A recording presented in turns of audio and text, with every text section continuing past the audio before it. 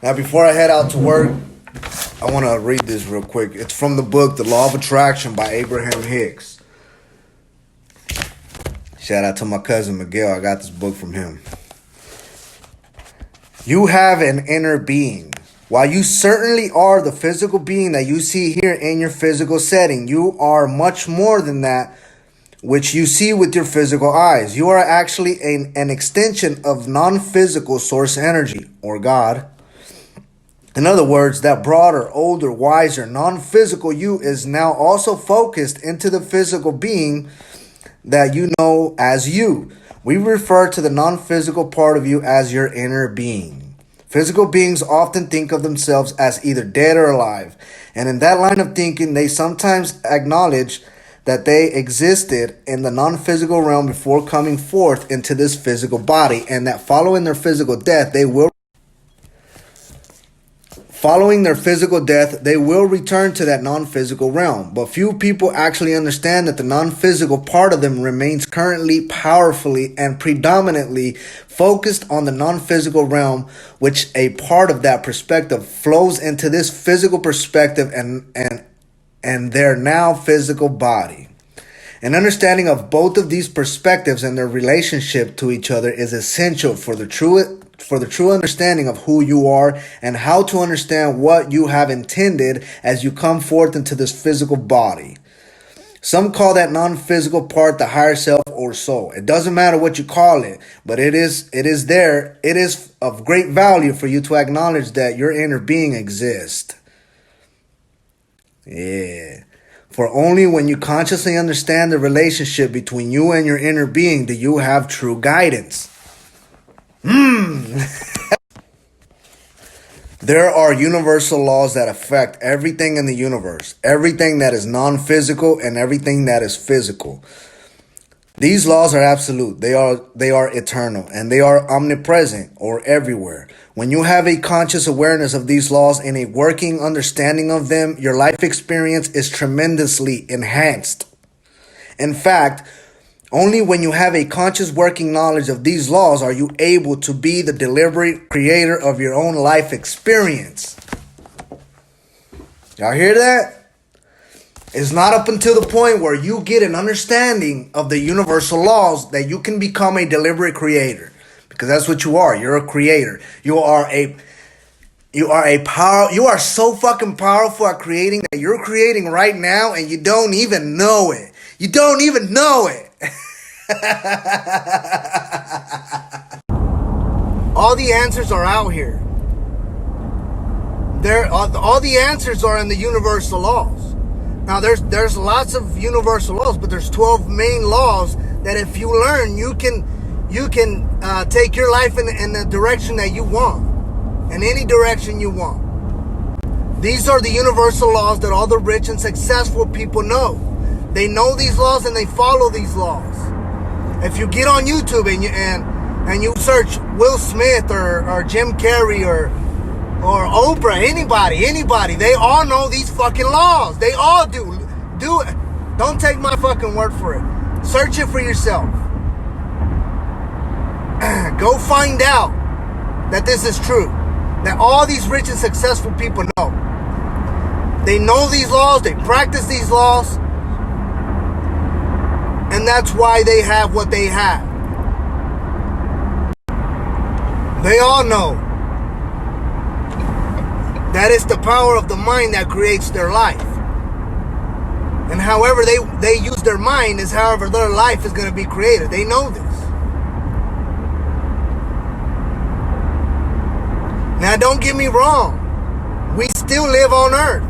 And even if you are of a higher consciousness and you are deliberately creating your own life experience, you're also with other creators creating their own life experience just as powerful as you. So their creations, they might stumble across and bump into yours sometimes. And bad shit happens.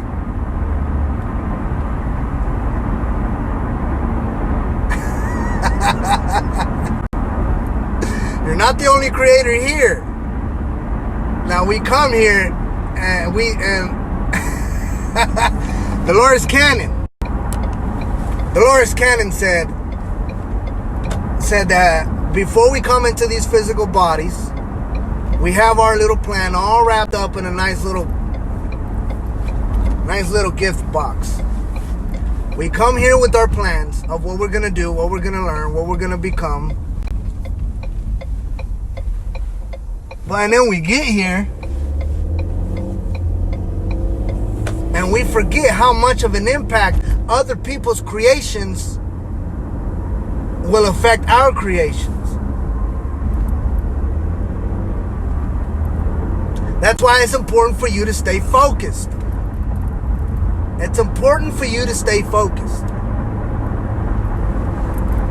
Because other people will try to fuck with your creation. Now, they don't know what they're doing. They don't know they're doing this deliberately.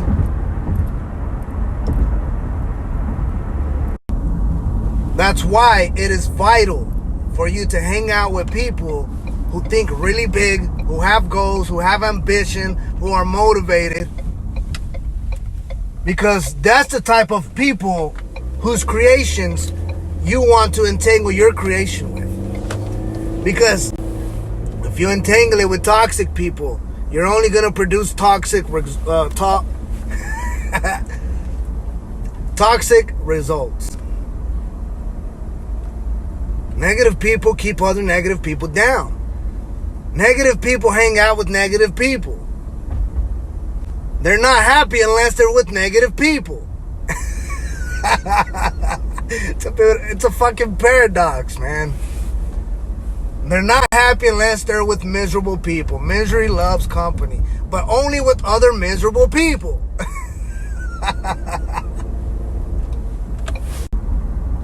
Birds of a feather flock together. If you hang out with losers, you're gonna be a loser. If you hang out with drug addicts, you're gonna be a drug addict. I know all about that. I know all about hanging out with losers. I know all about hanging out with drug addicts, alcoholics, violent people, gang members. You name it. You name it. There isn't one experience from the hood that somebody can have that I did not have. I know what it's like. Oh man, all kinds of fucking trouble, man. All the fucking time because of the people I was hanging out with. Now I was just as crazy as they were. Man, they were fucking themselves up by hanging out with me too. You know what I'm saying? It wasn't just them that was talking.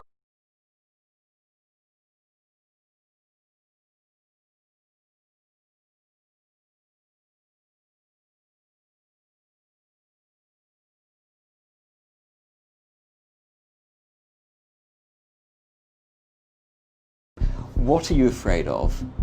And do you agree with that comment that you attract what you fear? You attract, not just what you fear, you attract what you feel, what you are, what you attract.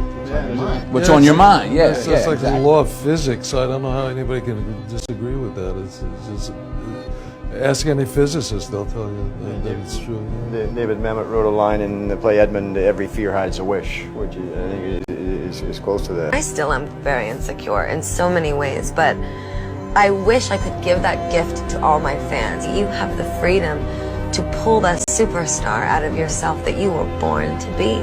We are all born superstars. When things are going good and you visualize these good things happen, you visualize more good things happen, that's easy. What's not easy to do is when things are going bad and you're visualizing the good stuff. Champion Conor McGregor. Conor, you've been dreaming about this moment, you've been talking about this moment. Honestly though, does it feel the way you thought it would? Yeah, it does. It feels beautiful. I dreamt this so much, so clearly, so precisely, and so frequently that it has manifested itself into reality. And that's what I am feeling right now. It's a dream come true. I would visualize things coming to me that I wanted or whatever. This was in like 1987, 85, yeah. And I had nothing at that time, so it was like, but it just made me feel better. It made me, at that time, all it really was for me was kind of making me feel better. I would drive home and think, well, I do have these things, and they're out there, I just don't have a hold of them yet, but they're out there. Okay. So didn't you write yourself a check? I heard that you did. Is that I true? wrote myself a check for $10 million for acting services rendered, and I gave myself 5 years, or 3 years maybe, and deteriorated and stuff,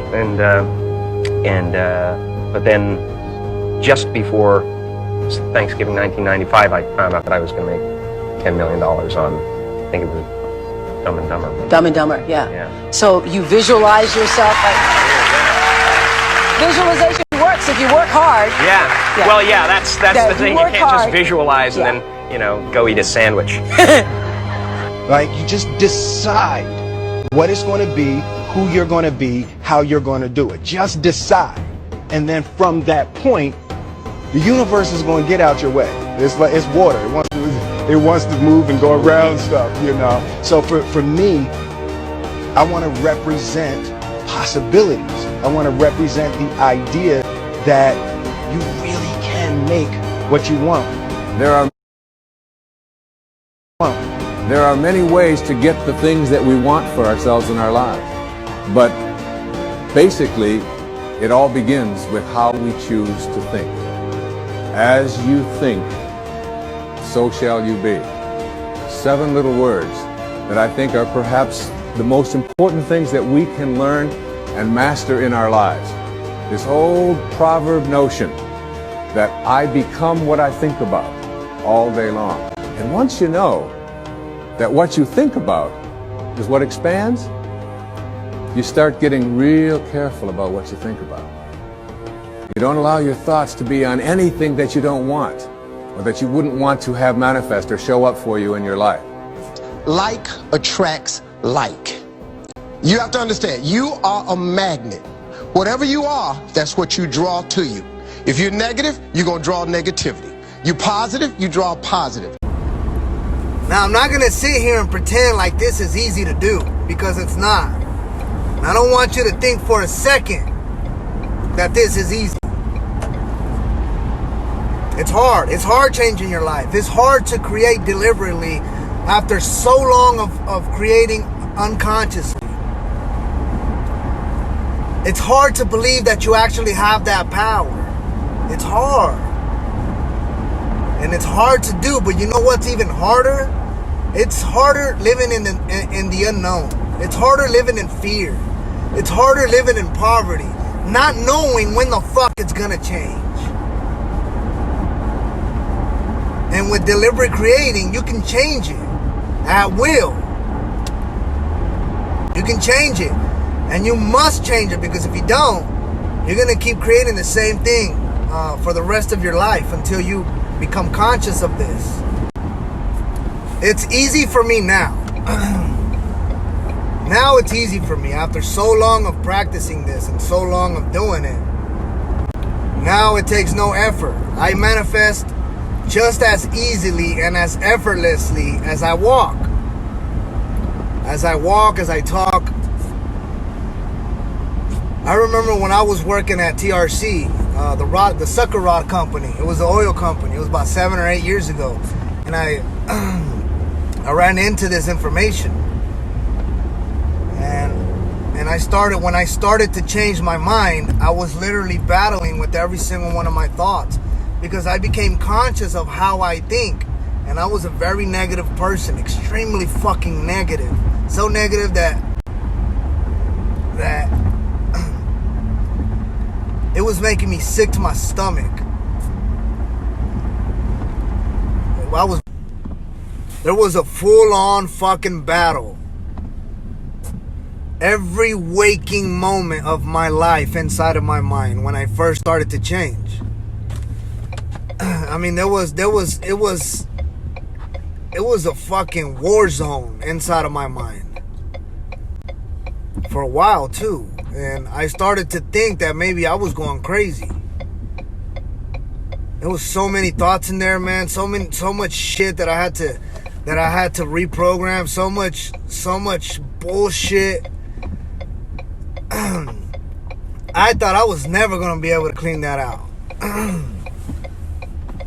I thought I was never gonna be able to reprogram anything in my mind. I thought my mind was too fucked up to straighten it out.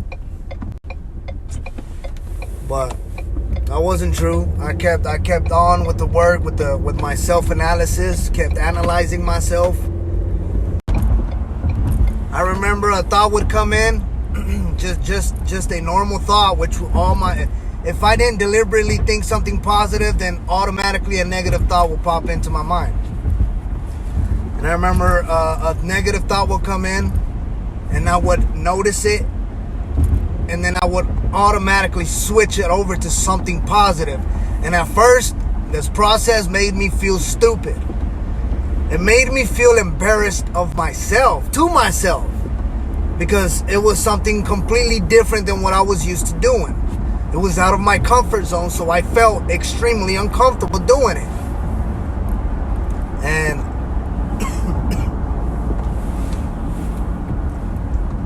but after a while of doing this, I realized that I didn't really have to do it anymore. The negative thoughts were calming down. All the negativity was starting to subside. It was starting to give in. The positivity was starting to take over. And it wasn't so fucking dark in my mind anymore. There wasn't so much bullshit in there anymore.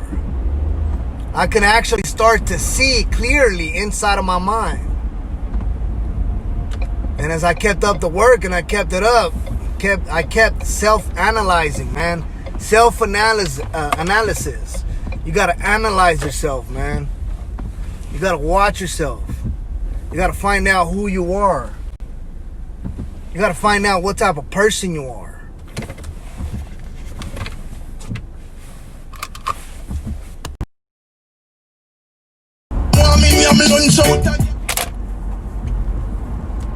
If you start to think insecure thoughts, within seconds, you're going to start to feel insecure. If you start thinking thoughts of fear within seconds, almost instantly, you're going to start feeling fear. So you can only feel what you think. Right? Right? Now, reason with me here, right? Reason with me here. You start thinking of stuff that you're scared of. Stuff that you're scared of happening. You instantly start to feel that. Right? You start to feel what you think. So if how you feel is controlled by what you think, if how you feel is controlled by what you think, and how you feel controls what you attract to you, and you can control your thoughts, why the fuck would you ever think a thought that makes you feel bad or scared or angry? If you're only going to pull those things to you, why? Why would we ever hurt ourselves intentionally? Well, it's not intentionally, it's unconsciously. But we don't know that. So how you think, now see, you can't control every thought like I said the other day. But here's the thing.